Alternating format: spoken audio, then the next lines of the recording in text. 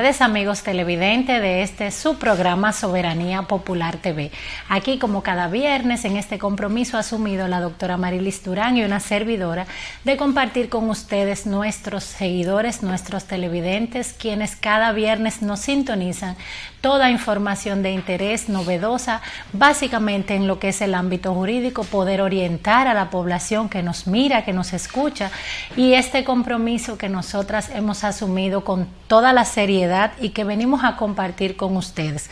Cada viernes hacemos lo que es un planeo de la situación nacional y de las actividades y novedades jurídicas, y en esta semana pues todos hemos escuchado básicamente a partir de la tarde de ayer un decreto presidencial del presidente pues con relación a lo que es el régimen simplificado de tributación, todo lo que es a quienes se pueden acoger a este régimen. Y antes de nosotros entrar pues ya en lo que es el tema central de tu programa Soberanía Popular TV, estaremos compartiendo esta información. Buenas tardes, doctora Marilis Durán. Buenas tardes, querida Rosy Escoto y toda la comunidad de Soberanía Popular TV, a quien agradecemos como siempre la sintonía de cada viernes con esta sección jurídica.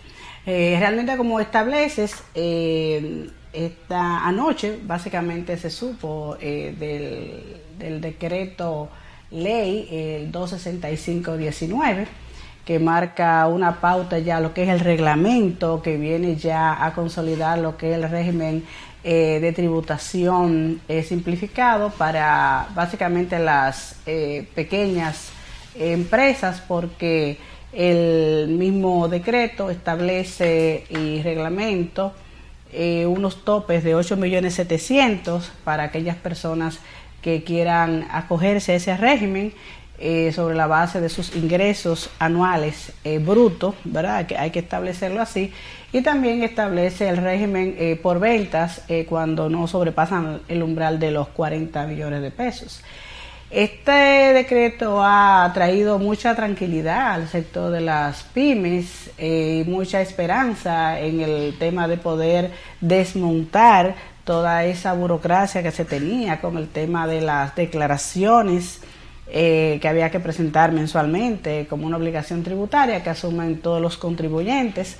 De igual manera viene a quitar lo que es el pago de anticipos y lo que es el pago de lo que es el activo del capital. Obviamente no todo es color de rosa, porque no todas las personas, tanto físicas como morales, llámese empresas, van a clasificar para optar por este régimen.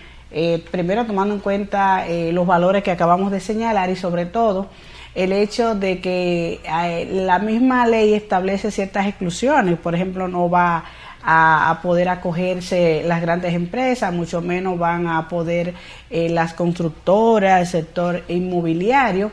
De igual manera, se advierte en la ley de que no es que usted ahora no va a pagar el 1% del activo, porque establece, doctora, una particularidad, y es que si el activo, si el local, el inmueble, la casa se está utilizando para los fines del objeto social de la empresa, ese no pagaría IPIC, lo que se conoce, o lo que sería el impuesto por activo cuando se trate de compañías.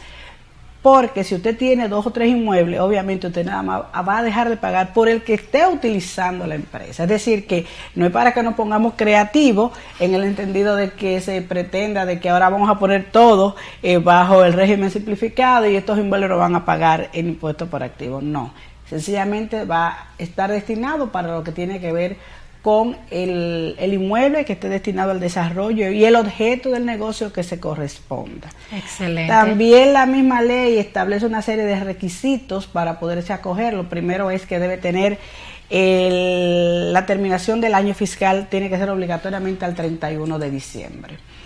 No pueden acogerse otras entidades que tengan otro año fiscal de cierre, porque normalmente los demás cierres, que son en marzo, en junio y en septiembre, responden incluso a las características de grandes empresas, pero eso no significa que una pequeña empresa no lo haga, pero en este caso no podría clasificar para lo que es esta ley.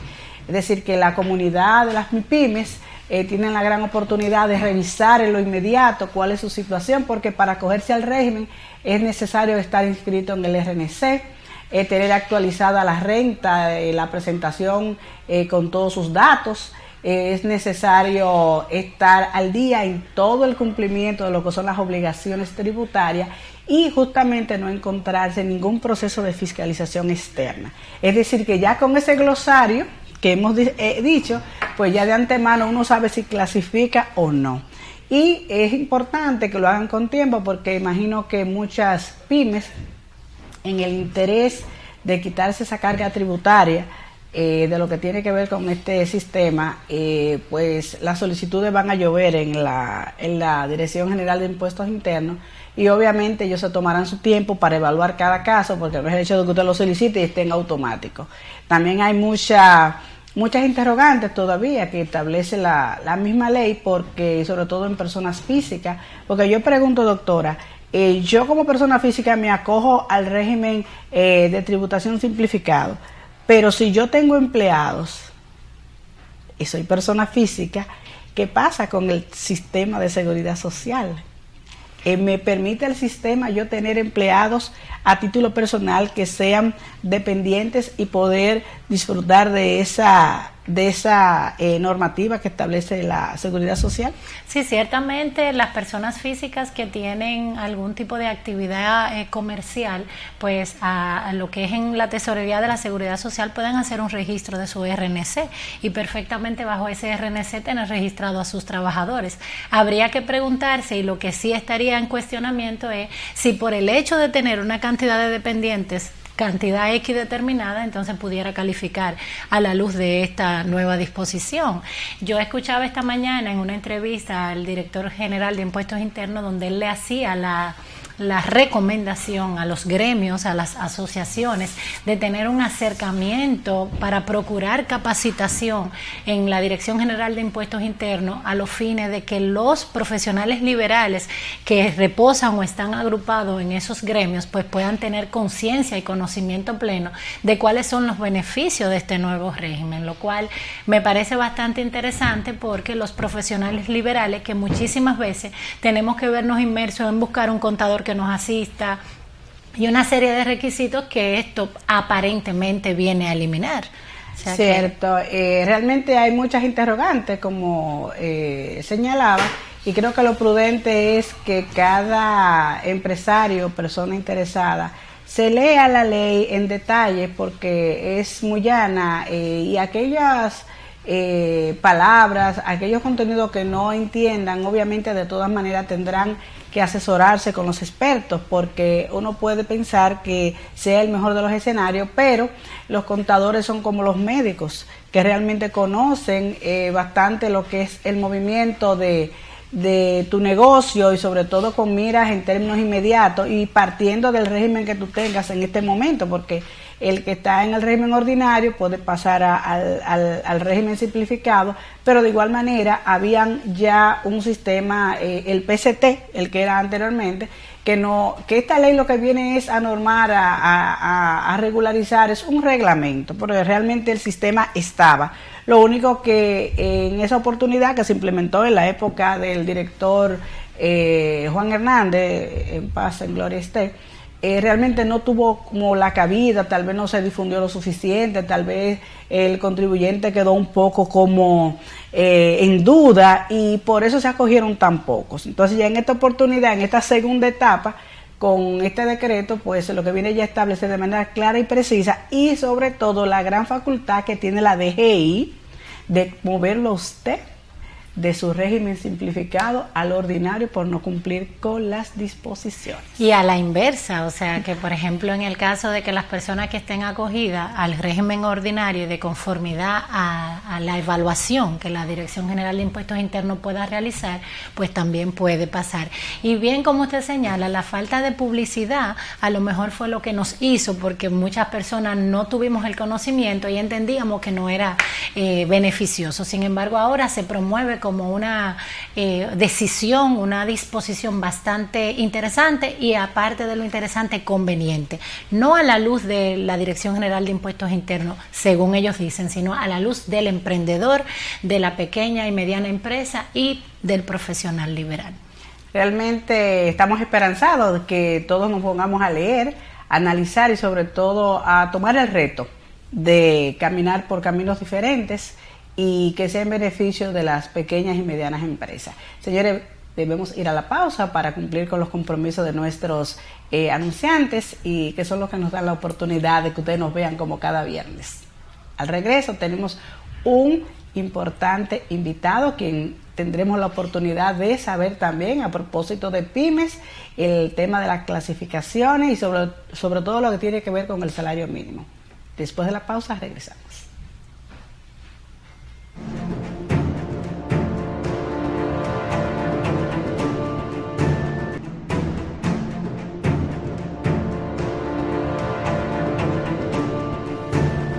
Estamos de vuelta aquí en tu programa Soberanía Popular TV. Antes de irnos a la pausa, pues la doctora Amarilis Durán anunció que tenemos hoy un invitado de lujo. La verdad que estamos nosotras muy agradecidas del doctor Félix Hidalgo, quien aceptó nuestra invitación. Ya llevábamos varias semanas detrás de él, pero al fin aquí lo logramos. Nos acompaña el director general del Comité Nacional de Salario. Y vamos a compartir, antes de darle ya la bienvenida formal, un poco de su perfil. Graduado con honores de la licenciatura de Derecho en la Universidad Autónoma de Santo Domingo, con maestrías en Derecho Procesal Penal, Pucamaima, Administración Pública del MAP UAS, y en especialización en Políticas Públicas y en Negociación, tanto de la FIPP Madrid y de la Universidad de Harvard en Boston, cursando actualmente la maestría de Derecho Constitucional y Libertades Fundamentales en iGlobal. Este joven, que me parece bastante joven, servidor público, en la actualidad es el presidente del Comité Nacional de Salario del Ministerio de Trabajo.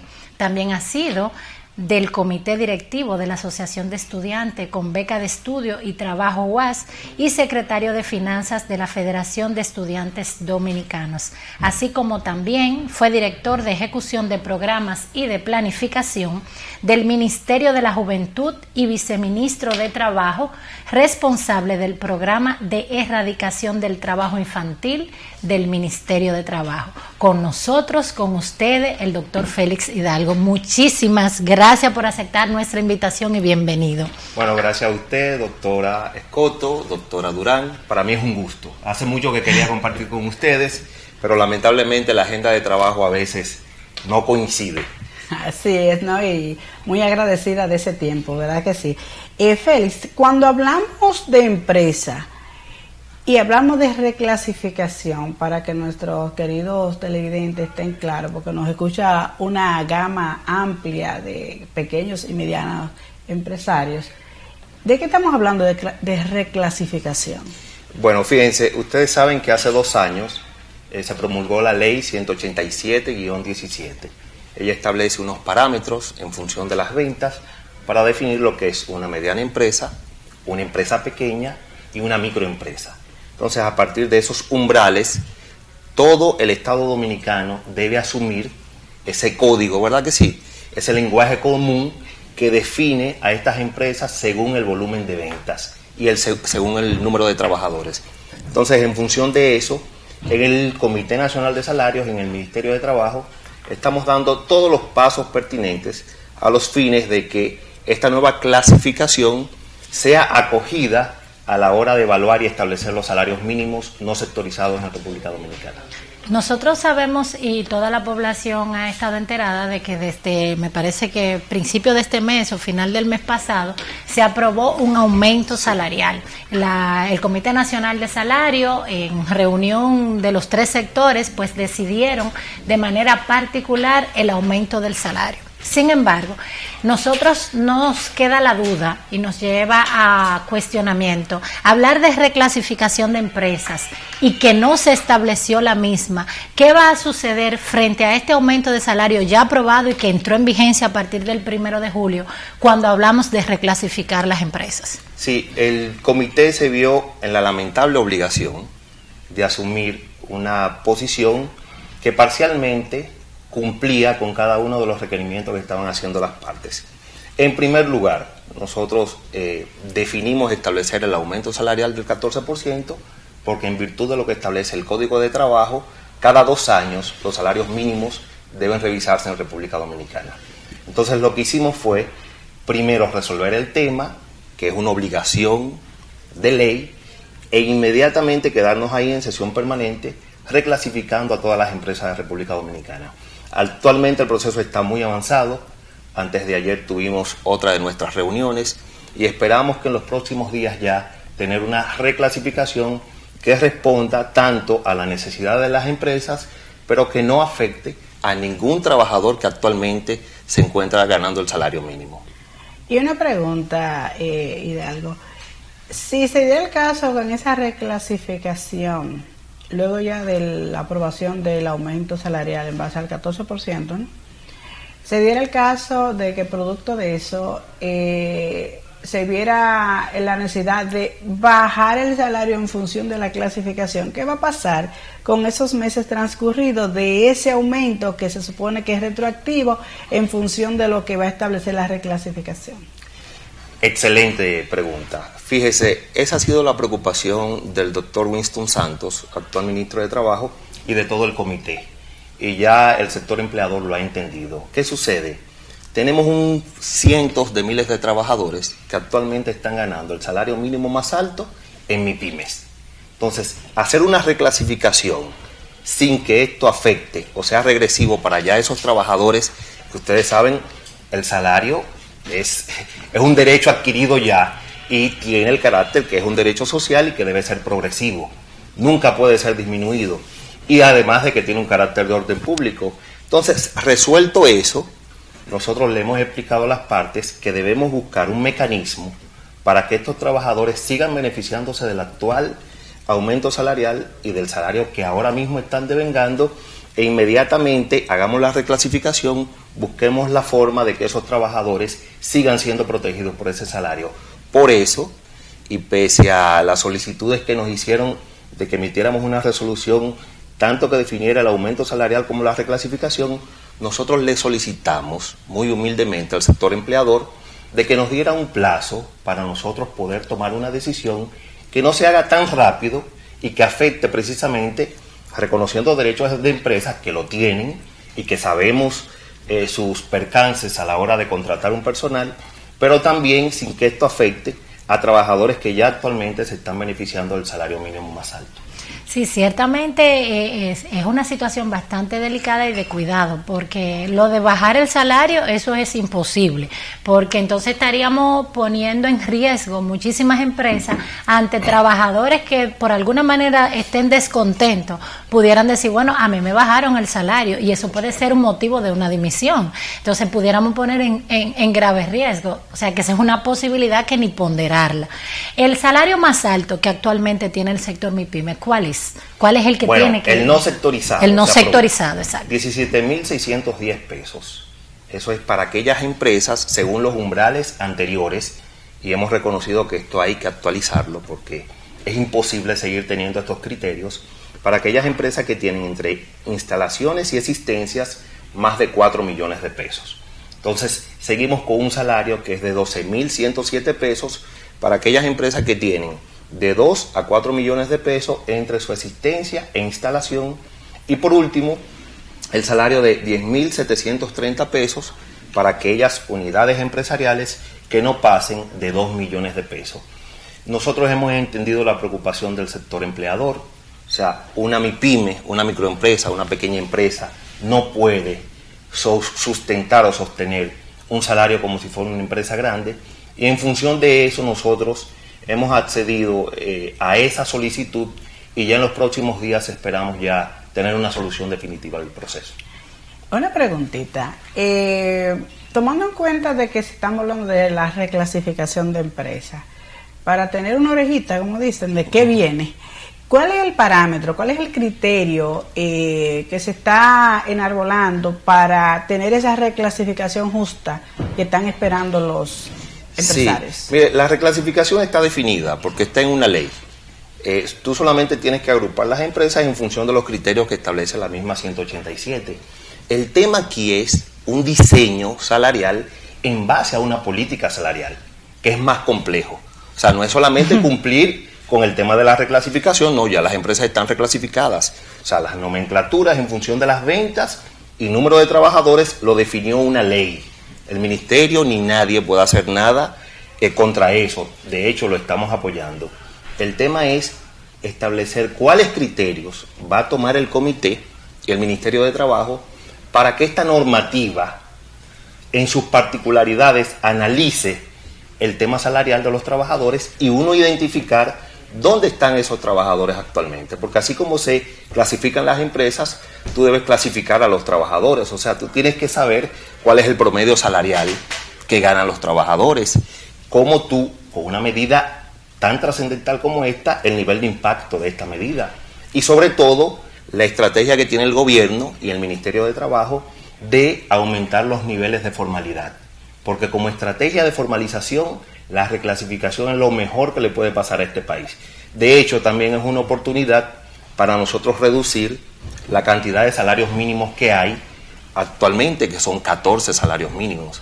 O sea, es una cantidad que nos parece un poco exagerada. Entonces, el ministro de Trabajo nos ha dado la orientación de que precisamente el proceso de reclasificación nos sirva para nosotros evitar ese número de sectorizaciones y ya tener, como decía anteriormente, un lenguaje común, unos márgenes o umbrales que sean coherentes en todas las instituciones públicas y en todas las empresas privadas, y así nosotros tener un diseño salarial que responda a esas necesidades. Entonces estaríamos utilizando un término mal, porque en vez de tener reclasificación de empresa, que ya la tenemos, sería una reclasificación salarial. Un diseño de política salarial, sí, que se establezca en función de la realidad y en función, claro, de lo que tenemos actualmente. Ustedes saben que tenemos una alta tasa de informalidad y es necesario flexibilizar las condiciones de las MIPYMES. No podemos darle espalda a una realidad. Por supuesto. Pero aparte de eso, este gobierno ha hecho una serie, incluyendo la disposición que emitió ayer, una serie de iniciativas que han beneficiado a todo el sector, y en América Latina ese es el camino que se ha tomado de lucha y de estrategia contra la pobreza. Entonces, el Ministerio de Trabajo no se puede quedar al margen de esto, ni el comité tampoco, y en función de eso estamos viendo medidas que, así como no afecten a los trabajadores, ¿verdad?, beneficien y entiendan la realidad de las MIPYMES en República Dominicana, pero haciéndolo bajo el análisis y bajo los pasos concretos, no a la carrera, que necesitamos para definir algo tan importante para el país como este proceso. Sí, cuando yo hacía referencia, doctor Hidalgo, de que no podemos estar de espalda a una realidad, es precisamente en ese sentido, como bien usted señala, que se están buscando todas las vueltas de ubicar las posibilidades más convenientes para las pequeñas empresas. Hoy en día todos queremos ser empresarios, hoy es una tendencia del emprendedor. Sin embargo, cuando vemos los costos que implica y representa el serlo, cualquiera sale huyendo, porque, por ejemplo, ayer compartieron en unos chats de laboralistas, que no sé si la resolución es de ayer, de la Tesorería de la Seguridad Social, donde hubo una reclasificación del salario a los fines de tomar como salario mínimo cotizable. O sea, estábamos hablando de 9.080, ya fue subido a 13.000 y algo de pesos. Entonces, cuando tú reportas, inscribes a un trabajador con un salario, el real, para poner y dar el beneficio de la duda, que el trabajador gana 9.000 pesos, pero no, la Tesorería de la Seguridad Social te lo lleva al salario cotizable que ellos han fijado como tope.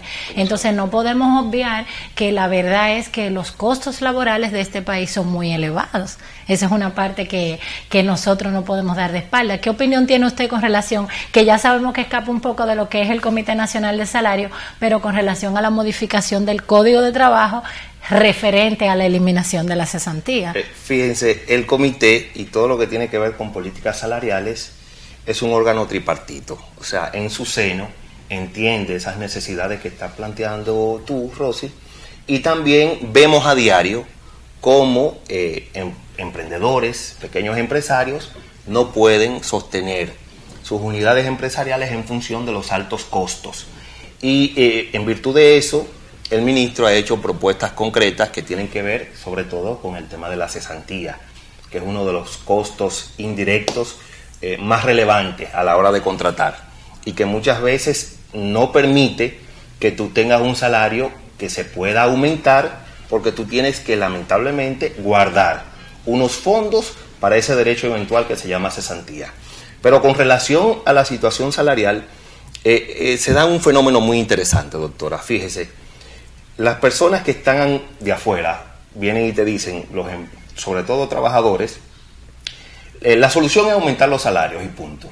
Entonces tengo el caso de un amigo muy cercano que siempre me ha atacado, me ha presionado que aumenten los salarios y punto, pero decidió el año pasado poner un emprendimiento. E inmediatamente puso ese emprendimiento, vive un poco preocupado diciéndome, pero estos salarios son demasiado elevados. Digo yo, mira qué interesante, como tú hace 2 años me decías que la solución era aumentar simple y llanamente el salario, y ahora, desde la óptica del empleador, estás viendo que tienes unos costos, ¿verdad?, que te sobrepasan tus necesidades. Entonces, ¿qué sucede? Con temas que tienen que ver con el mercado, hay que ser muy prudente. ¿Por qué? Porque el salario no se puede imponer. O sea, en Venezuela se impone por decreto un salario mínimo, pero ustedes saben cuál es la situación de Venezuela. O sea, tú no puedes perder legitimidad imponiendo salarios que luego no se vayan a cumplir o que te aumenten la informalidad.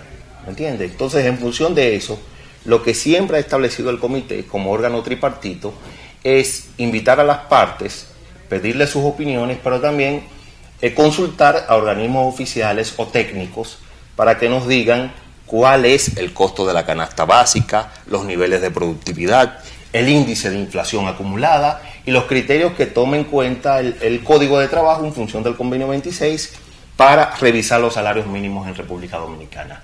Pero realmente es un dilema en el que uno se ve a diario, que uno ve tanto la campana del trabajador, porque realmente necesita ser pagado y tener un salario justo, pero también la campana del empleador, que no puede asumir altos costos salariales y al mismo tiempo impulsar un pequeño negocio. Licenciado, aprovechando que usted está en el Comité Nacional de Salarios, a propósito de lo que está últimamente llevando muchas inquietudes, incluso ya hay tribunales apoderados en cuanto a esto, el tema del trabajo doméstico. ¿Qué tiene en agenda el Comité Nacional de Salarios? Porque eso es un área muy sensible, toca a todos en la población y realmente hay mucha preocupación, amén del derecho que le asiste a cada ciudadano el tener un salario justo, pero de frente a lo que esto de esta carga que tenemos la pequeña y mediana empresa y que también tenemos que salir a trabajar, pero tenemos como situación el hecho de tener que dejar los hogares solos y todo el mundo necesita de una manera u otra un colaborador doméstico, si se puede llamar así. Sí, es algo que está viendo actualmente el ministro de Trabajo y para eso ha convocado a los interlocutores, es decir, sector trabajador y sector empleador, porque ustedes saben que la República Dominicana firmó el convenio 189 de la OIT, que es que manda a darle igual trato a las trabajadoras domésticas. Pero ¿qué sucede? Que, como usted bien ha dicho, este es un oficio que se ejerce en República Dominicana y que constituye un universo demasiado grande. O sea, las modalidades de contratación en el trabajo doméstico son múltiples, pero múltiples. Y el ingreso va desde lo más bajito hasta doméstica que los empleadores se la llevan hasta de viaje, sí, a ese nivel. Entonces, lo primero que ha hecho el comité y que ha sugerido el ministro es un levantamiento de información. O sea, cómo nosotros podemos identificar dónde están las trabajadoras domésticas, cuánto ganan y qué modalidad de contratación tienen, porque ustedes saben que el código establece también que como proporción de su salario se le da vivienda, alojamiento, ¿verdad? La alimentación se tiene que tomar en cuenta, pero también es importante que se sepa que hay trabajadoras domésticas, por ejemplo, que tienen una trabajadora doméstica en su casa. Casi todas, ¿eh? O sea, en su cuando si tienen niños y van a hacer un trabajo a una familia de clase media, esos niños lo dejan con una persona que se lo cuida, que es una vecina, que es alguien bien cercano, pero que ejerce una función laboral y que se le paga por eso. Entonces, hay que ser muy prudente con eso, y por eso el ministro Winston Santos ha dicho que lo primero que debemos manejar es la información suficiente como para nosotros no tomar una medida rápida y que al mismo tiempo esto también contribuya a los niveles de informalidad que tanto temor nos generan. Entonces, lo más importante ahí, me parece, es buscar la información, ver cuál es la realidad del sector y también tener criterios claros para que Rosy, que sabemos que puede pagar una doméstica, ¿verdad? Gracias. Con un salario muy alto, tiene una realidad que no puede ser la misma realidad de otra persona con ingresos menores, pero que también necesita de la atención de un oficio que genera entre 250.000 y 300.000 empleos. Así es. Importante eso, o sea. No, y algo a modo de sugerencia que se nos ocurre, aprovechando su importante presencia, es que creo que si se tomara en cuenta dentro de lo que es el salario de ese sector, que no se computara lo que son los emolumentos en especie, me refiero, porque cuando consideramos el tema de vivienda, cuando consideramos el tema de alimentación, agregado a que se supone que forma parte del salario, ahí es donde realmente creo que se pierde un poco se perdería un poco la perspectiva de la realidad del cálculo de lo que realmente la dueña de casa tendría que asumir como pasivo eventual ante unas prestaciones, porque si yo sé que mi realidad de yo poder pagar son 10,000 pesos, no es lo mismo yo encontrarme que si por casualidad vivo en un sector, por poner Evaristo Morales, en donde dice, bueno, donde la habitación que a mí me han asignado tiene un valor X, o sea, entra en muchos aspectos subjetivos el tema de alimentación también, que me van a decir, mire, yo no ganaba 10, yo ganaba 30. Entonces, imagínese usted el impacto cuando se pondría eso como beneficio parte salarial. Creo que sería una base importante que no se tomara, sino que sea el salario per se, porque de antemano los beneficios se reciben, porque es imposible que te den el servicio si tú no le tienes condiciones adecuadas, ni que tampoco se juegue al tema de sus derechos que son inalienables en cuanto a tener las condiciones adecuadas de poder dar el servicio. Por supuesto, lo que usted dice es válido. Le voy a presentar esa propuesta o sugerencia al ministro. Él encantado con oír a especialistas como ustedes para que aporten y enriquezcan el proceso, pero hay algo también fundamental en cuanto a esta contratación. Fíjense, la contratación de una trabajadora doméstica, de un trabajador del área doméstica, entra dentro de la esfera de lo muy privado, porque al final trabaja en un hogar, eso es lo primero, y tú debes tener una relación armoniosa con esa persona. Entonces tú, por ley o por resolución, venir a lo que está fluyendo bien, imponerle ciertos criterios, puede incluso, en vez de contribuir a la paz laboral, afectarle un poco.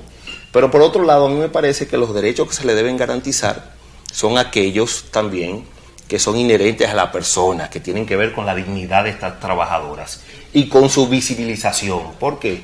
Porque también es una realidad que por varios años este trabajo doméstico no ha sido bien ponderado por la sociedad y genera realmente la posibilidad de que personas como nosotros podamos salir a la calle a sustentar y a conseguir el pan de cada día, gracias a que tenemos una persona en nuestros hogares. Entonces, a mí me parece fundamental también tomar en cuenta este aspecto y saber que en República Dominicana esta contratación entre empleadores y trabajadores domésticas se da como en un ambiente, si se quiere, familiar, porque tú debes estar en armonía con la persona que te endulce el café en la mañana o que te atiende a tu niño, a tu bebé. Sobre todo. Entonces, en esa parte a mí me parece que nosotros debemos seguir impulsando este tipo de relación armoniosa y no imponer resoluciones o considerandos que vayan a afectar la dinámica o la relación laboral entre empleadores, que son, oigan bien, también otro tema.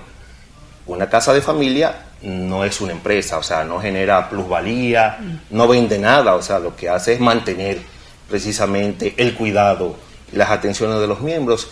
Entonces, esto hay que tomarlo muy en cuenta a la hora de establecer un salario mínimo especial para las trabajadoras domésticas. Sí, yo pienso y comparto muchísimo el criterio de que lejos de eso traer beneficio, pienso que sería todo lo contrario, porque como bien señala el doctor Hidalgo, hablar de una relación empleador y una doméstica es una relación más bien de familia. En el caso mío, yo tengo 17 años con la que trabaja en mi casa, que ya no es una trabajadora, más bien es un miembro más de nuestra familia.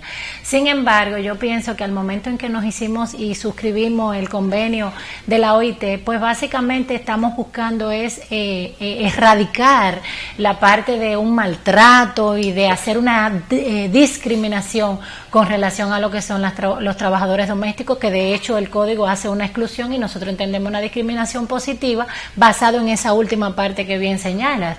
No estamos frente a unidad económica productiva, estamos frente a hogares que lo que básicamente hacemos es incurrir en gastos, entonces no genera beneficios, más bien genera gasto como tal. Entonces, ¿cómo podemos hacer una igualdad entre un trabajador que presta servicio para mi empresa que un trabajador que presta servicio a nivel doméstico para una casa? Entonces, en ese sentido, es donde yo pienso que se establece de manera categórica que hablar de incluir y reconocer derechos laborales como cesantía y preaviso, como se entró en una discusión en un momento determinado y que en el Ministerio de Trabajo le estaban haciendo o incluyéndole en el cálculo cuando una doméstica asistía en lo que era el aspecto del preaviso, porque así lo prevé el convenio, pero me parece que nuestra realidad nacional, sin ánimo a duda, nosotros no podemos entrar en hacer una igualdad referente a ubicar nuestros hogares como si fuera una unidad económica.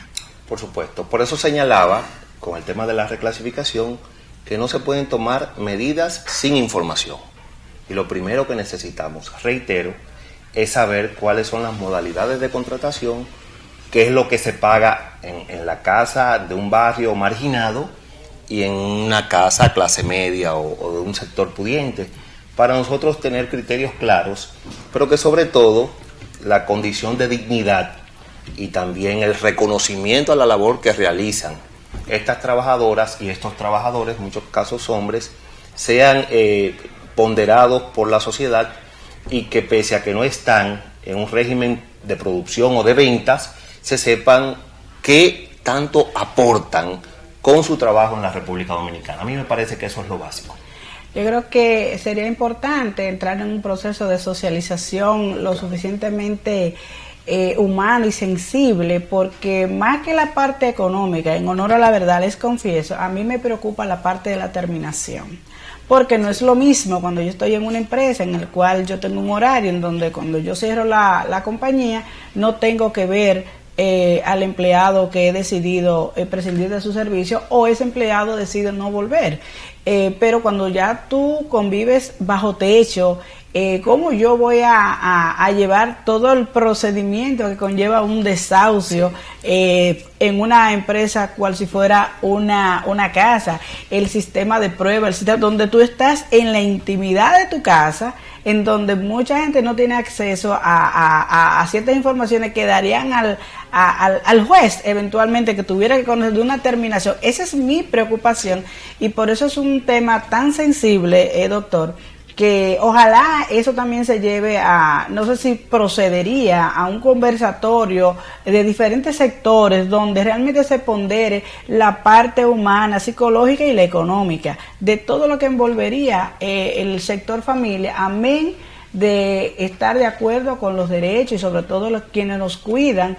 Me decía la colaboradora de mi casa en días pasados con mucha razón, doña, ahora hay que tener cuidado hasta como usted le echa un boche a un servicio, porque realmente la gente come, la gente depende de que su hijo esté bien cuidado y todo eso influye de una manera en el seno familiar de una manera muy preponderante, y aspiramos, y aprovechando la presencia de nuestro presidente del Comité Nacional de Salario, pues no quisimos dejar de externar, porque sé que él es una vía, un canal directo con el ministro, y sobre todo que tiene grandes aportes al Comité Nacional de Salario, que dicho sea de paso, aparte de salario, ¿qué otras cosas hace el Comité Nacional de Salarios? Bueno, según el Código de Trabajo, nosotros tenemos que velar no tan solo por el cumplimiento de las resoluciones, que tienen un carácter obligatorio, sino en la forma en que estos salarios deben pagarse. Incluso el comité tiene la facultad de establecer salarios mínimos hasta por una empresa determinada. Claro, preferimos, y ojalá, que el salario mínimo sea tomado de manera simbólica. Ojalá nosotros que las empresas puedan pagar más de ahí, porque el salario mínimo no es más que un piso que te prohíbe a ti como empresa pagar menos de eso que está establecido legalmente. Pero es una referencia. Lo que también el comité está haciendo dentro del marco de este proceso de reclasificación es lo que ha venido haciendo siempre, que consultar a las partes, fomentar el diálogo social a través del tripartismo, como nos manda OIT, porque sabemos que decisiones tan relevantes como esta no pueden tomarse al margen de los actores. Y por eso siempre las puertas del comité, pese que a veces se ponen guapitos los interlocutores, y es normal, nosotros siempre la tenemos abierta. Y vamos a conversar, y vamos a visitar, y vamos a seguir oyendo a todo aquel que tenga algo que decir con relación a estos salarios mínimos y con relación a la realidad tanto de trabajadores como de empleadores. Muchos empresarios entienden, doctor Hidalgo, que ese aumento de un 14% no es obligatorio. Es muy importante que los que nos escuchen sepan los niveles de obligatoriedad que implica el hecho y las consecuencias que implica el hecho de no asumir esta ya impuesta o este ya impuesto aumento de salario. Miren, esa declaración yo creo que fue en el calor del momento, pero los empleadores saben que para proteger sus unidades empresariales deben cumplir con las resoluciones del Comité Nacional de Salarios. ¿Por qué? Porque más allá de la violación o que en términos administrativos se te imponga una sanción o vaya un inspector de trabajo, está el tema de lo que tú mencionabas, de la dimisión. O sea, un trabajador que no esté cobrando ese salario mínimo puede ir y establecer una dimisión por eso y crear una serie de inconvenientes para las empresas. Por eso nosotros nos hemos tomado el tiempo suficiente para establecer el mecanismo de reclasificación. Porque como yo le he dicho a las MIPYMES, nosotros estamos en la obligación de velar incluso por el interés de ustedes. O sea, ustedes son abogadas, yo soy abogado, ellos regularmente son administradores de empresas, y le he dicho, miren, traigan a sus abogados para yo hablar con ellos, porque si se hace un diseño mal, quienes van a salir perjudicados son precisamente los empleadores. O sea, ustedes saben que tenemos abogados que están en la calle, que muchas veces viven de esos gazapos y de ese tipo de declaraciones que hacen los empleadores, y pudieran querer pescar en ríos revueltos. Y lo que quiere el ministerio y lo que quiere el comité no es eso. Lo que quiere el comité es que las empresas cumplan y que se comprometan a cumplir sobre la base de la buena fe, no de la imposición. Entonces, nosotros queremos reiterar el carácter obligatorio de estos salarios mínimos y también el carácter de obligatoriedad que va a tener la resolución que defina la clasificación de empresas de acuerdo a la ley 187, que tendrá que cumplirse también por toda la geografía nacional. ¿Cuándo tendremos eso? Pronto. No puedo adelantar fecha, pero sí, se está diseñando y ahí están las instituciones como Banco Central dándonos información, Dirección General de Impuestos Internos, está también la Tesorería de la Seguridad Social, están los empleadores, un sinnúmero de trabajadores que nos están hablando de esa realidad, la Dirección General de Trabajo también, para nosotros identificar precisamente, así como saber dónde están las unidades económicas, las empresas, dónde están y cuánto están ganando los trabajadores. Qué bien. Realmente hemos tenido un programa muy interesante donde hemos podido conocer grandes detalles en lo que tiene que ver con el salario, la reclasificación, entre otras informaciones de interés. De verdad que para Soberanía Popular TV ha sido un lujo tener como invitado al licenciado Félix Hidalgo, a quien le auguramos que no será su última visita, porque luego de lo que se tenga que bien aprobar, pues seguiremos los análisis, señores. Soberanía Popular TV llega al final. Les deseamos un fin de semana hermoso, doctora Rosy Escoto, y a toda nuestra querida población. Así es, ya llegamos al final. Gracias, Félix Hidalgo, de verdad, por aceptar nuestra invitación, y a ustedes gracias por sintonizarnos. Hasta el próximo viernes.